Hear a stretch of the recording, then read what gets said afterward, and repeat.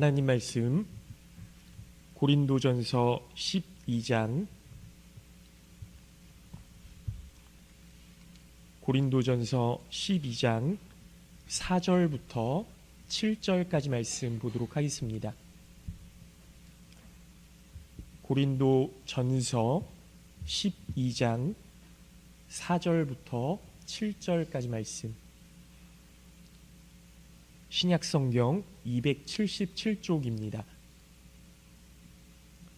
신약성경 277쪽 고린도전서 12장 4절부터 7절까지 말씀.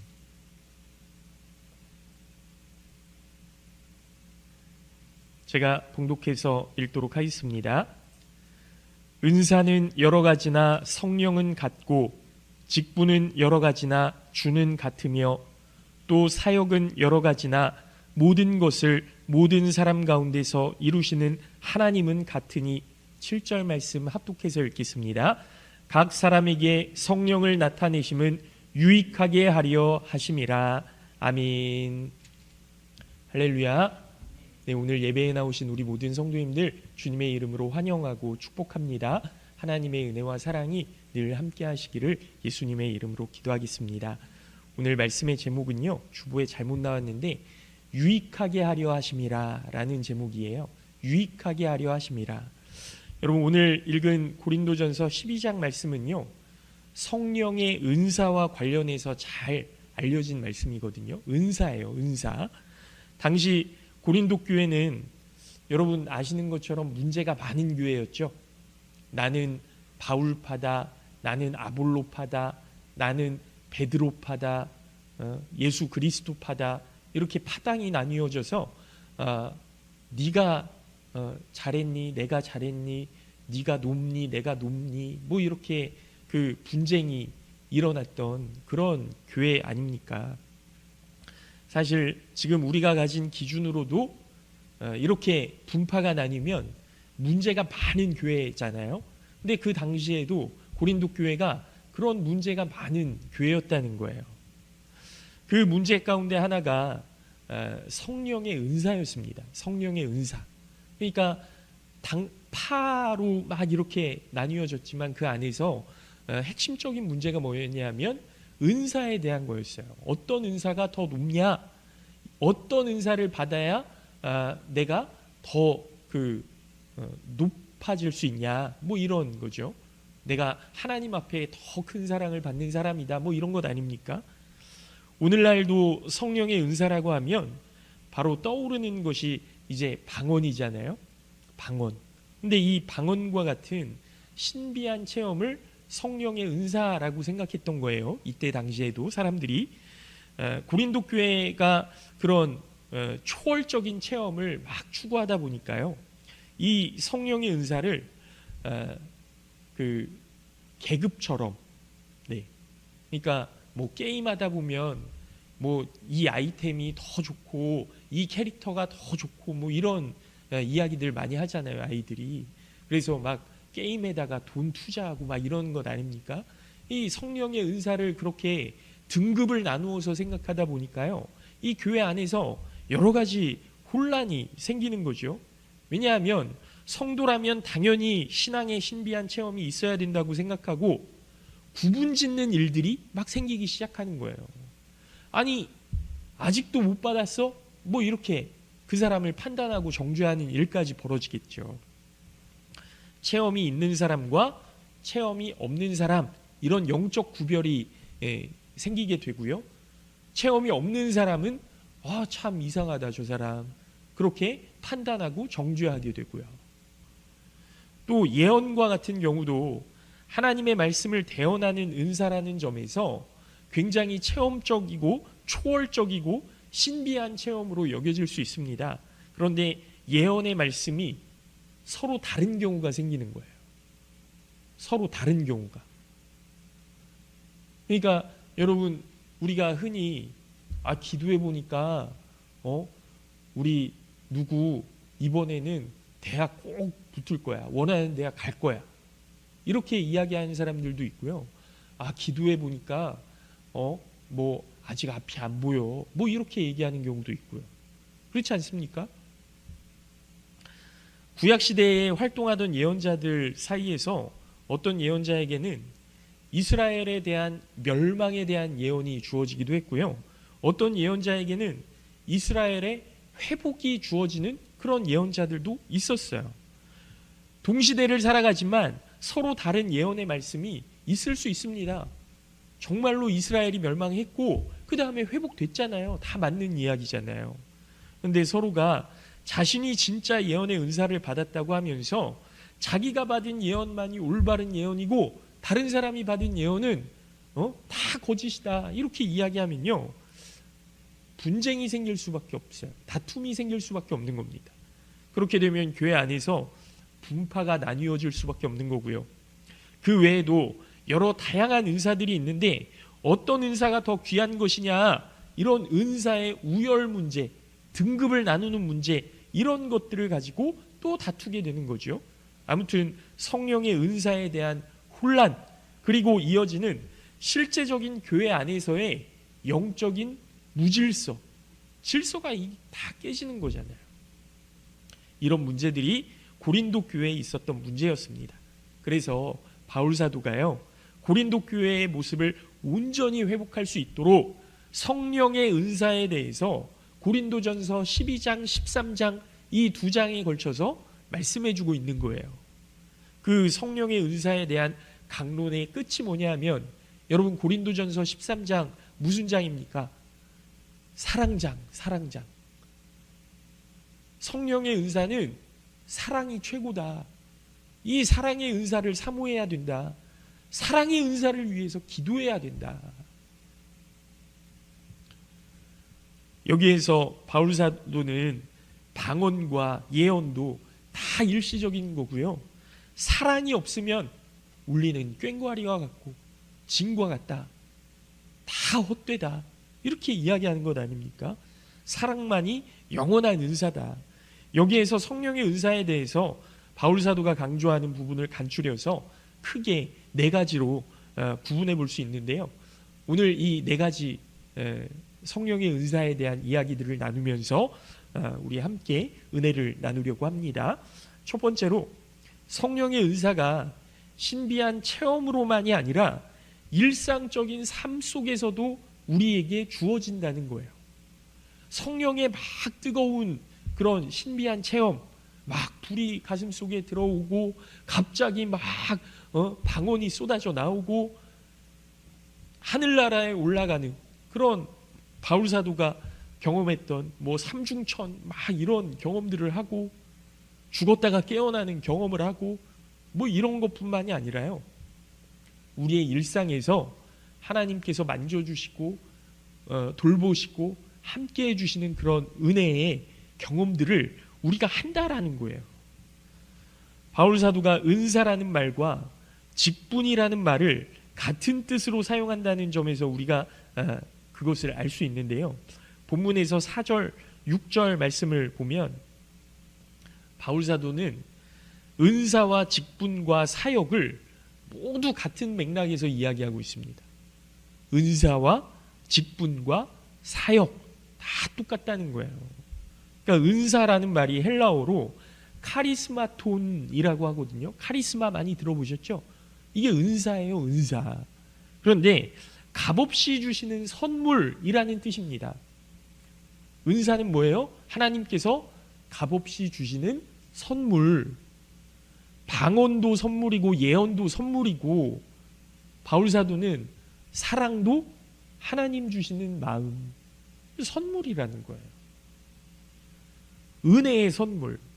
그래서 직분은 디아코니온이라고 하는데, 디아코니온, 섬김, 봉사, 이런 것들을 이야기하는 겁니다. 사역은 명령이나 위탁을 받은 일들을 의미하는 거죠. 무슨 뜻이냐면 우리가 하나님의 부름을 받아서 하는 모든 일, 그것이 뭐 운전이 됐든 청소가 됐든 뭐 교사의 직분이든 기도하는 일이든 심지어는 목회자의 사역이든 폭넓게 모든 것이 다 성령의 일하심이라는 영역에서 이해해야 된다라는 거예요. 여러분, 우리가 헌금하는 일, 그리고 지난주에 우리가 추수감사주일에 이 강단 꾸미기 위해서 뭔가를 가져왔던 모든 일들, 이게 다 성령의 일하심이라는 거죠. 그리고 우리가 삶 속에서 각자의 삶의 자리에서 내 일을 열심히 하는 것 있잖아요. 성실함을 보여주는 것, 이게 다 성령의 일하심이라는 거예요. 그래서 은사와 직분과 사역이 모두 하나님께서 우리에게 주시고 맡기시고 함께 일하시는 것이기 때문에 그거 자랑할 거 없다, 자랑할 만한 것이 아니다. 하나님이 하실 수 있는 능력을 주셨고 지혜를 주셨고 시간을 주셨고 건강을 주셨고 하나님이 함께 하셨기 때문에 너희가 그런 일들을 할 수 있는 것이지 너희의 능력이 아니니 자랑할 게 아니다, 이런 거죠. 여러분, 우리가 이 자리에서 기도한다고 그것이 자랑거리가 됩니까? 네? 우리가 여기서 함께 기도했어요. 이게 나 오늘 교회 가서 기도했어, 이게 다른 사람에게 자랑할 거리가 됩니까? 아니라는 거예요. 하나님의 은혜로 우리가 이 자리에 나와 있는 것 아닙니까? 또 제가 목사라고 직분을 내세워서 목을 뻣뻣하게 해서 설교하고 사사건건 가르치려고 한다면 그것이 하나님의 영광을 위한 일이 되겠습니까? 그렇지 않다는 거예요. 기도는 자랑이 아닙니다.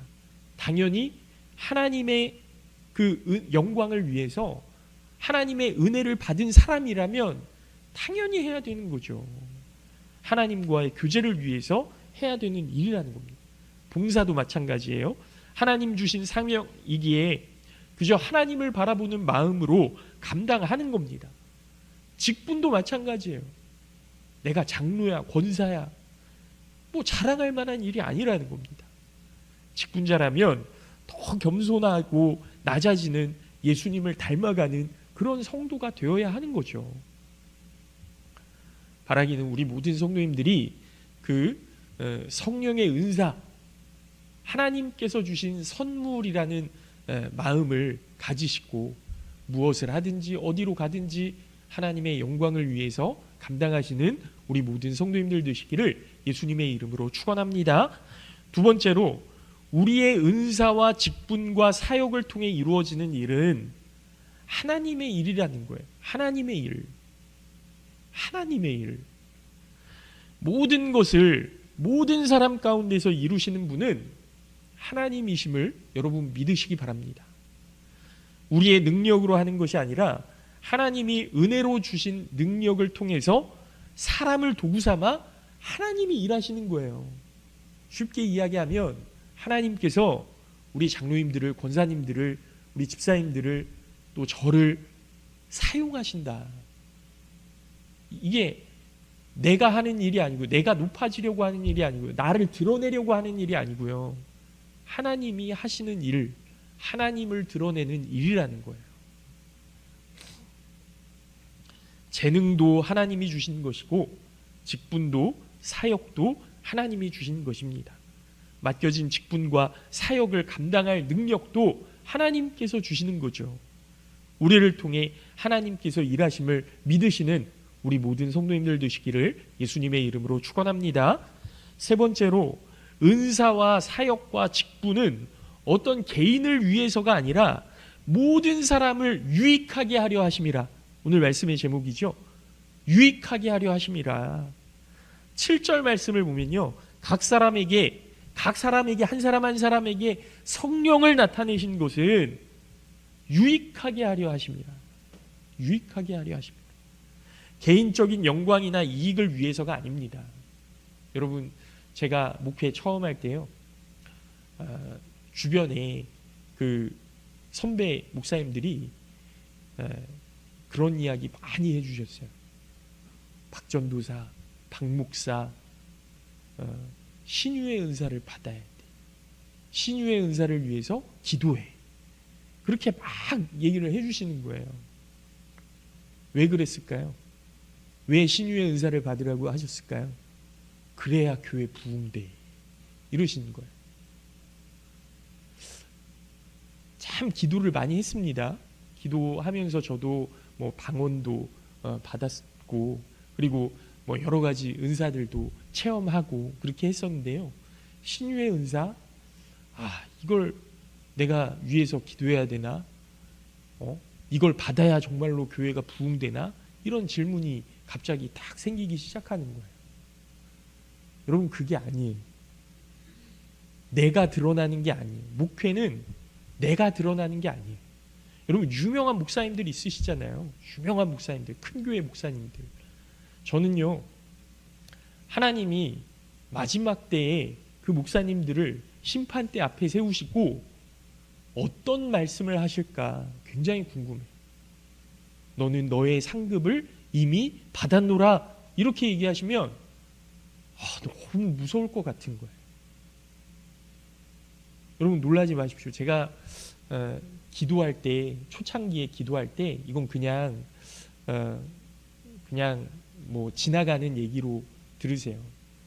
안수 기도하는 게 굉장히 많이 부담이 됐었어요. 안수 기도하는 게. 내가 뭐라고, 내가 뭐라고.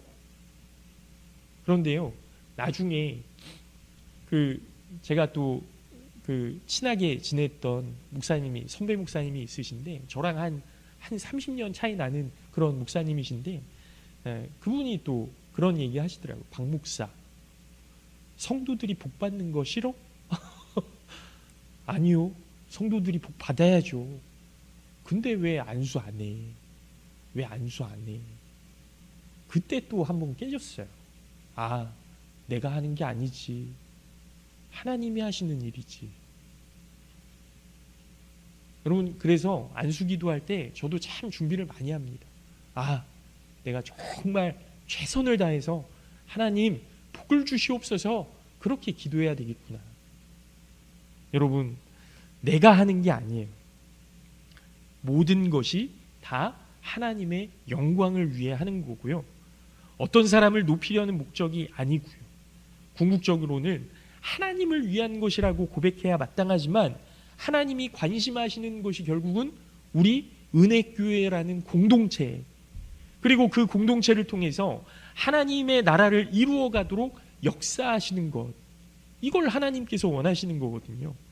여러분, 공동체를 설명할 때 오케스트라를 많이 이야기하지 않습니까? 오케스트라. 물론 뭐 바이올린, 첼로, 플룻, 오보에 여러 가지 악기들이 있어요. 개별의 악기가 정말 아름다운 소리를 냅니다. 그러나 이 모든 악기가 다 합쳐졌을 때 정말 말할 수 없는 감동이 오는 거거든요.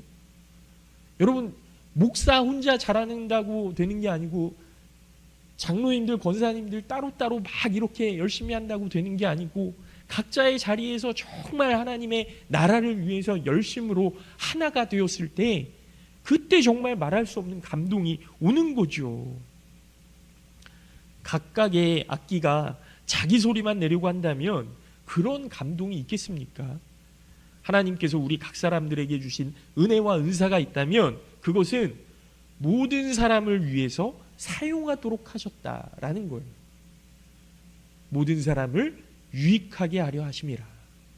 여러분, 우리가 맡은 직분과 은사를 가지고 모든 사람들을 유익하게 하시는 우리 모든 성도님들 되시기를 예수님의 이름으로 축원합니다. 마지막으로는 은사가 다양하다라는 거예요. 다양하다. 본문에서 후렴처럼 반복되는 어구가 있어요. 후렴처럼 반복되는 것. 뭐냐면, 은사는 여러 가지나 성령은 같고, 직분은 여러 가지나 주는 같고, 사역은 여러 가지나 하나님은 같다. 여러분, 다 다양하지만 하나님은 한 분이시다라는 뜻 아닙니까? 여러분, 이 은사의 다양성은 너무나 당연한 거예요. 각각의 사람들이 얼굴 생김새가 다 다른 것처럼, 성품이 다 다른 것처럼, 이 은사도 그 각 사람의 성품과 성격과 재능과 물질과 시간과 모든 것들이 다 다르잖아요. 다 다른 거예요. 사람은 혼자 다 할 수 없습니다. 재능이 같을 수 없어요. 맡은 책임이 같을 수 없어요. 같은 성격의 재능과 책임이라도 사람과 시간과 장소에 따라 다 다양할 수밖에 없는 겁니다. 너무나 당연한 이야기죠. 그러나 이러한 상식적인 내용에 대해서 우리는 잘 잊어버리는 경우가 있습니다. 교회를 오염시키고 하나님이 주신 은사들을 왜곡하는 것이 바로 이 다양성에 대한 잘못된 이해 그리고 잘못된 적용, 여기에 있는 거예요. 쉽게 볼 수 있는 현상을 예로 들어서 말씀드리면, 우리 인간은 본성적으로 그 다양성 가운데에서 우열을 매기는 본성이 있어요. 우열을 매기는 본성이 있어요. 여러분, 우리 은혜교회 안에서도 여러분 한번 잘 보세요. 잘 보세요. 이 사람은 나랑 친한 사람, 1순위, 2순위, 3순위 이렇게 매겨진다니까요. 똑같이 다 사랑해 라는 말, 사람들이 뭐라고 이야기하는 겁니까? 똑같이 다 사랑한다는 말은 아무도 사랑하지 않는다는 거야, 이렇게 이야기하잖아요. 여러분, 이게 본성이라니까요. 우리의 어떤 직분이 가장 높은 것이고 어떤 은사가 가장 고귀한 것인가, 언제나 이런 질문을 받는 것이 사람들의 본성이에요. 그러나 높은 분은 하나님밖에 없습니다. 성도는요 다 동일해요. 목사도 마찬가지예요. 다 동일해요. 사람은 우리 각 사람에게 은사를 주시는 분, 오직 하나님만이 높으신 분이시고 1순위예요. 1순위.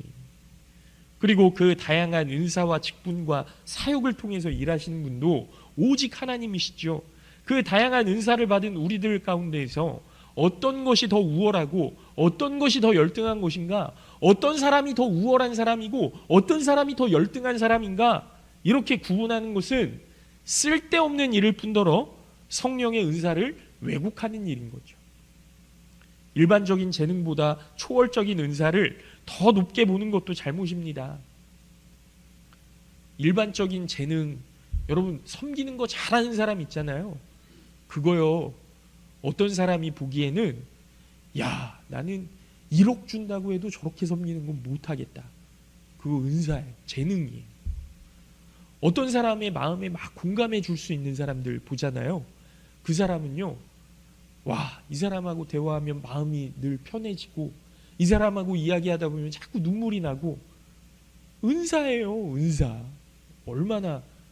그리고 주변 사람들 막 이렇게 돌보는 거 있잖아요. 돌보는 거. 그거 진짜 좋은 은사예요. 그런데 사람들이 교회 안에서 어떤 은사를 최고로 여긴다고요? 방언, 예언, 신유, 이런 초월적인 은사를 자꾸 더 높은 은사라고 생각하고 그것에 우선순위를, 우열을, 이렇게 등급을 매긴다니까요. 다스리는 직분, 가르치는 직분도 다른 은사들보다 우월한 것이 아니고요, 기능적인 면에서 다른 은사들과 그냥 구분되는 거예요. 아, 저 사람은 가르치는 사람, 섬기는 사람, 돌보는 사람, 아, 저 사람 그런 은혜, 그런 은사. 또 누가 더 높은가에 대한 질문은요, 어린아이든 어른이든 똑같습니다. 인간의 본성이 더 높아지려고 하고 높은 자리에 있는 것이 인생의 성공을 뜻하는 기준이 되는 경향이 있기 때문에. 그런데 성령의 은사가 다양하다는 것은 이런 생각이 잘못됐다라는 것을 분명히 이야기해 주는 거죠. 교사로 살아가면서 수많은 제자들을 하나님의 뜻대로 양육했다라고 생각해 보세요. 그 삶이 얼마나 복된 삶입니까? 장로로, 권사로, 한 교회를 섬기는 직분자로 살아가면서 이 교회를 거쳐가는 사람들마다 정말 그 장로님, 그 권사님 참 사랑 많은 분이셨지, 그분을 떠올리면서 하나님의 사랑을 경험했다라고 고백하는 사람이 생겨난다면 그것이 얼마나 귀중한 직분입니까? 그 삶이 얼마나 복된 삶입니까? 그러나 돈을 많이 가진 사람이 당신은 돈이 없으니 실패했소, 이렇게 이야기한다면 얼마나 어리석은지 몰라요. 얼마나 어리석은 그런 생각입니까? 하나님께서 우리에게 맡겨주신 일을 성실히 감당하며 살아갈 때 그 삶을 헛되다 잘못됐다 이야기하는 것, 이게 얼마나 어리석은 일이고 잘못된 일입니까? 또 하나 결정적으로 이 은사의 다양성과 관련해서 우리가 생각해 보아야 할 심각한 부분이 있는데요. 그것은 이 은사의 다양성을 인정하지 못하고 우리는 다양성 가운데서도 일종의 동질성을 기준으로 스스로를 구별하기 원한다는 거예요. 저 사람은 은사가 있어, 저 사람은 은사가 없어, 이렇게 구분하는 거예요. 은사를 그냥 초월적인 걸로만 생각하는 그런 사람들 있죠. 여러분, 예를 들어서 남성이라는 공통의 상황 속에서 다른 남성들과 어떤 동질성을 찾습니다. 그런데 문제는요, 그러한 남성이라는 상황 속에서 여성을 구분한다라는 거예요. 군대 문제와 출산 문제로 남성과 여성이 서로 자기네가 힘들다며 대치하는 경우, 이런 경우 많이 보셨죠? 아니, 왜 군대 갔다 왔다고 저 사람한테 가산점 줘? 우리 여자들은 출산하는데 왜 가산점 안 줘? 하지만 우리 각자가 개인으로서 정체성을 갖는 것이지 그냥 박도신 일뿐이고 강미의 일뿐이고 남성과 여성으로 구별되고 또 남성이라는 그 상황이 여성을 억압할 수 있는 그런 자리는 아니라는 겁니다. 여러분, 이게 다 똑같아요. 성별도 그렇고 당도 그렇고 정치, 경제 다 똑같습니다. 왜 서로의 다름을 인정해야지 서로 다르다고 나는 옳고 너는 틀렸어 이렇게 이야기하면 하나님이 원하시는 일이 아니라는 거예요. 기독교라는 말도 마찬가지죠. 여러분, 기독교란 다른 종교들과 구별된 사람들의 그런 모임이 아니에요. 나는 기독교, 너는 불교, 그 사람은 이슬람교, 이런 말은요, 우리 스스로가 벽을 쌓고 갈라세우고 대립하는 결과를 낳을 수밖에 없어요. 여러분, 지금 이거 굉장히 잘하는 사람이 누굽니까? 트럼프 대통령이잖아요. 미국에. 고린도 교회 안에서 분파를 만들었던 사람들을 생각해 보십시오. 바울파, 베드로파, 게바파, 아볼로파, 이런 것들이 무슨 소용이 있습니까? 나는 어떤 제자 훈련을 받았어. 나는 그 사람과는 완전히 달라. 그 사람 뭘 알아? 난 이런 훈련도 받았는데 난 성숙한 사람이야. 누구의 제자야. 어떻게 나와 다른 사람을 구분짓고 살아가면 그렇게 뭐 행복해질 수 있을까요? 아니요. 그것이 나의 진정한 정체성이 되고 나를 특별하게 하는 무언가가 되지 않습니다. 초대교회 성령의 공동체를 보십시오.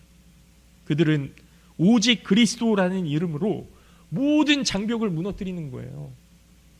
유대인과 이방인의 장벽을 무너뜨리고 주인과 종의 그 벽을 무너뜨리고요. 남자와 여자의 그 벽을 무너뜨리고요. 오직 그리스도라는 구호는 여러분 배타적인 구호가 아닙니다. 그리스도의 이름 앞에서 남성도 여성도 유대인도 이방인도 의인도 죄인도 종이나 자유인이나 아무런 구별이 없다는 거예요. 오직 그리스도 앞에서는 그저 피조물이고 죄인이고 하나님의 긍휼이 없이는 아무것도 아닌 티끌과 같은 존재라는 것을 말씀은 분명히 이야기하고 있는 겁니다. 여러분, 골로새서 3장 14절 말씀을 보면요, 골로새서 3장 14절 말씀 제가 읽어드립니다. 이 모든 것 위에 사랑을 더하라. 이는 온전하게 매는 띠니라 그랬습니다. 어쩌면 모든 사람이 하나가 될 수 있다는 것 불가능한 일처럼 들릴지 몰라요. 모래알처럼 각각의 주장과 생각을 가진 사람들이 공동체를 이루었을 때 어떻게 분쟁이 없고 시기와 미움과 다툼이 없을 수 있겠습니까? 그러나 초대교회 공동체는 모든 사람들이 자기의 곳을 포기하고 나누고 섬기면서 살았다니까요. 그렇게 하나님의 뜻대로 살아갈 수 있었던 이유는 오직 그리스도 이 이름 앞에 겸손히 나를 세우고 말씀에 내 모습을 비추고 죄인인 나를 구원하신 하나님의 은혜를 잊어버리지 않았기 때문에 가능했던 일입니다.